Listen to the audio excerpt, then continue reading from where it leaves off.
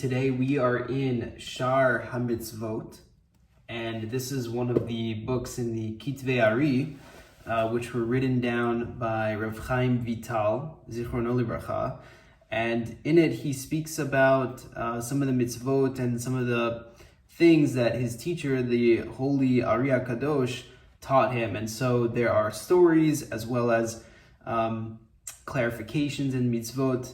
And let's see how far we get. We're definitely not going to finish Parshat Eikev, but there's definitely some practical, really interesting things that he says.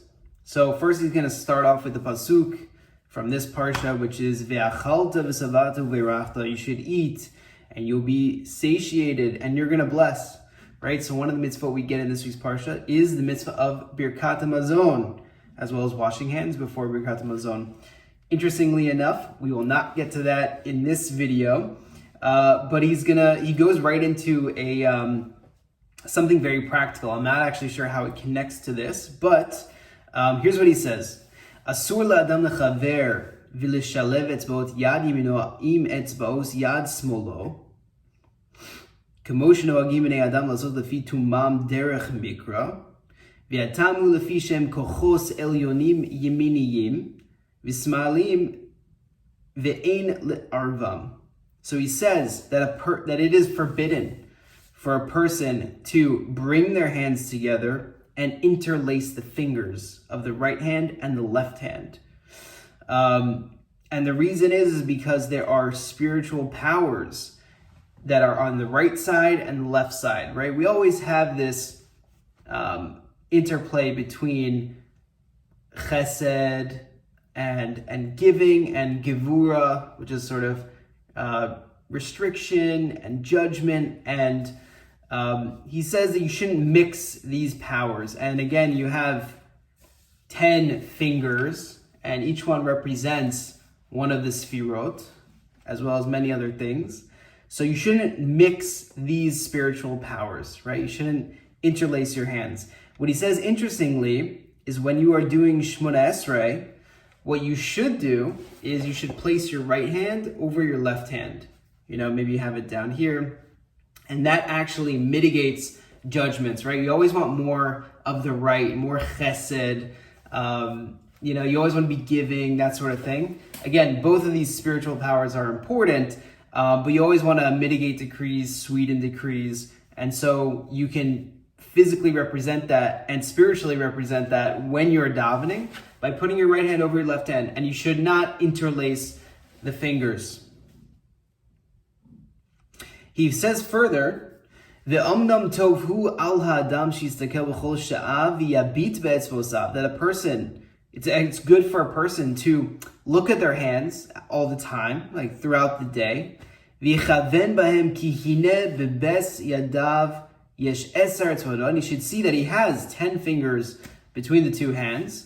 V'kol etzva mehem hu shem aleph hei vav hei dimilui yudin v'hu gematria etzba v'noda ki shem zeh yotze meroshi tevos et hashamayim ve'et haaretz. So we know that man is made in the image of God, and we have things all over our body that represents Hashem and the structure of the universe. It also says that a person, is a microcosm of the entire universe, and a person is a world, which is why you're allowed to violate Shabbat to save a person's life. Every person is a world, right? If you want to understand Hashem more and how the world works, understand your own body more, which we'll get to a little bit later in this as well. But it's good to look at your hands and say, oh, I see Hashem, I see this name of Hashem, which is Aleph Hey Vav Hey. And I don't know how he does the gematria. I don't see it in the commentary. He says he does it somewhere else. It might be like the expanded version of the name Aleph Hey Vav Hey. But anyway, he has a calculation where this name of Hashem, which is represented by this pasuk, Et Hashamayim ve'et haaretz, because the first letter of these 4 words in this pasuk is Aleph Hey Vav Hey, which is equal to etzba, which is finger. So again, you can walk around and you can say, like I see Hashem. I have 10 fingers, 10 sfirot. This is the system that Hashem put in place. Hashem has all of these powers. And this is how he's directing the flow of energy from the highest places down here. But I can see Hashem in everything, and I can see Hashem on the map of my own body. Going further, Be'inyan midas hanedivos v'hatornus. When it comes to this attribute of generosity and leniency, permissibility, Ra'iti lemori zichrono levarcha, shelo yachoshesh be'atzmo litkaved b'melevushim na'im yoter midai. He saw from his teacher, the holy Ari, he wouldn't be concerned about, spending more money on his clothes and looking honorable. Of course, we spend more money on clothes and food for Shabbat. But when it comes to during the week, he wasn't concerned about getting the absolute nicest clothes that one could get. Even when it comes to food, he ate a little bit. He didn't overeat. Aval when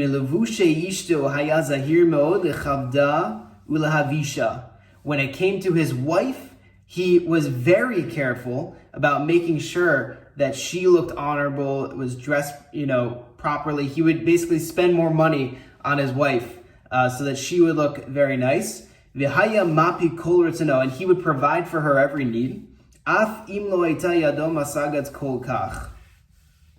don't know how that translates exactly, but essentially, he's fulfilling something that it says in, I believe it's Gemara Sanhedrin, but it's definitely in Gemara.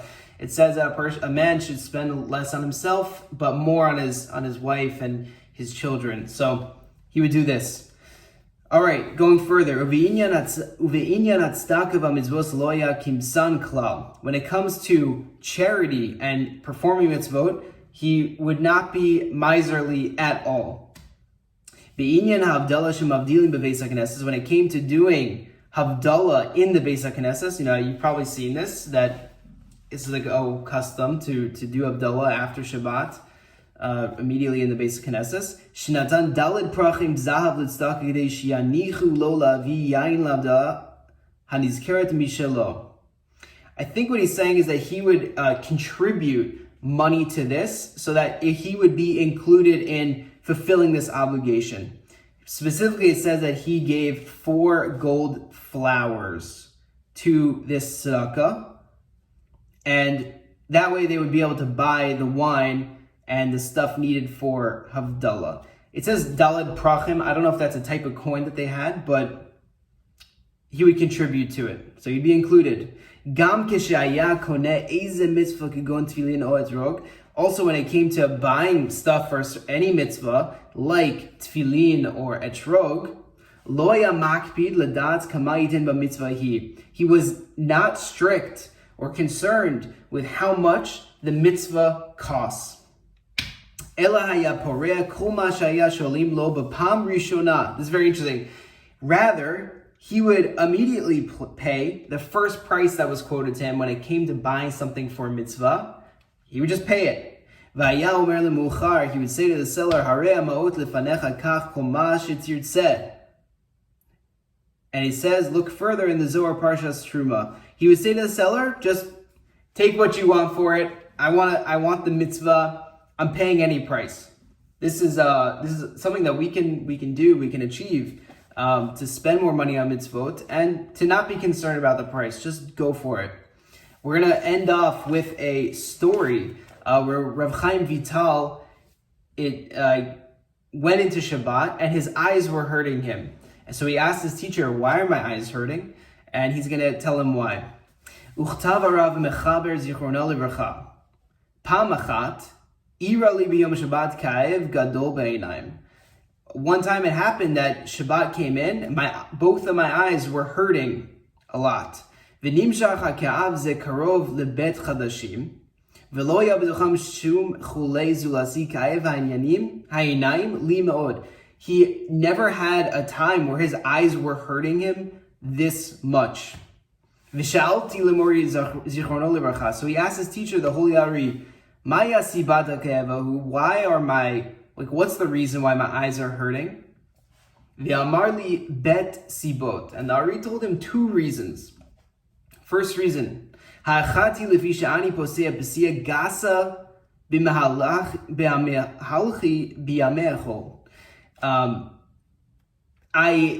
One of the reasons was that I took strides that were too long, like during the week.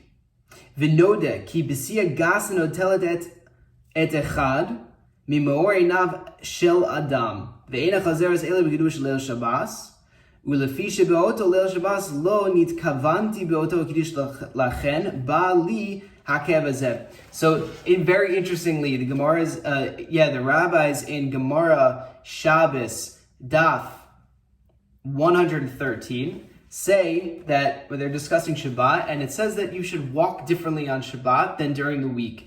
You're allowed to run to do a mitzvah, but when it comes to Shabbat, you should walk slowly. You should walk in a different way, because everything on Shabbat should feel different than the rest of the week. And so one of the rabbis say that if a person runs with long strides on Shabbat, they're going a little too fast, they're walking like they are during the week, that their eyesight is diminished 1/500th.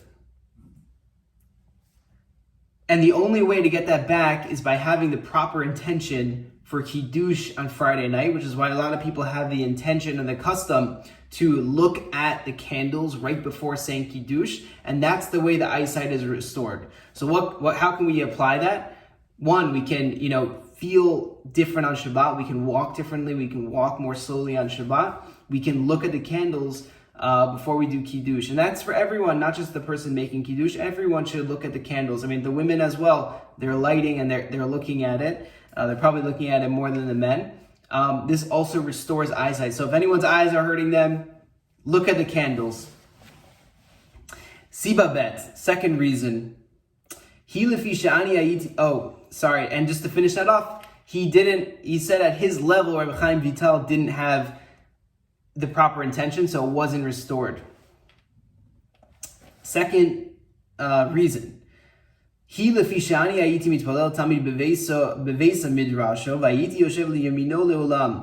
would pray in the base midrash, presumably the same base midrash as the Holy Ari, and he was sitting off to the right. He explains. I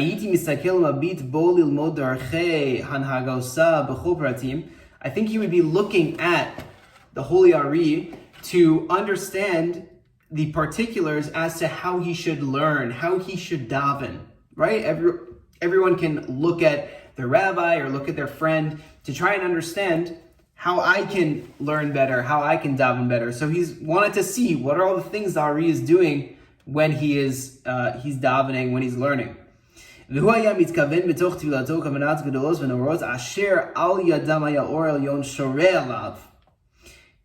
looked over to the Ari, and we can't even understand what it would be like to witness the Ari HaKadosh davening.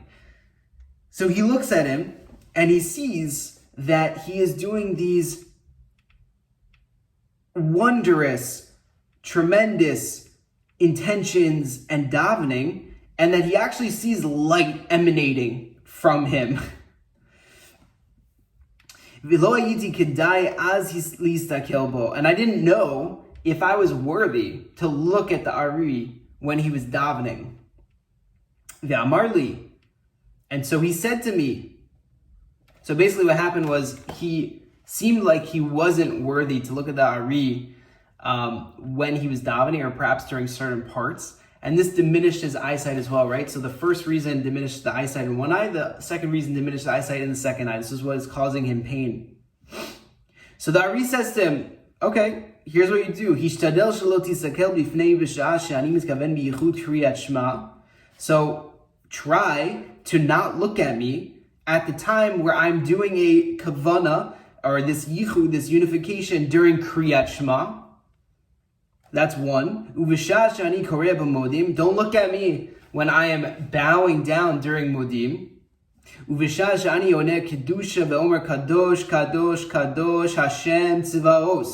Also, don't look at me when I'm doing Kedusha and I'm saying those words. So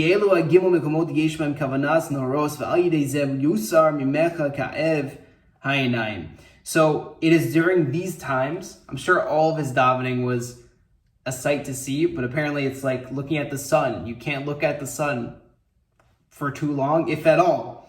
And he says, specifically during these 3 times, Shema, Modim, and Kedusha, don't look at me, like it's too great of a unification for you to witness at this point. V'nimnati bayom hamacheret milistakel b'gimel zmanim elo v'tikef v'nitrabti. So Rabbi Chaim Vital writes that he refrained from looking at him during these 3 times the next day, and he was healed. So Baruch Hashem, we learned some of Rabbi Chaim Vital's writings and learnings from the Holy Hari, Parshat Eikev in Shaar HaMitzvot.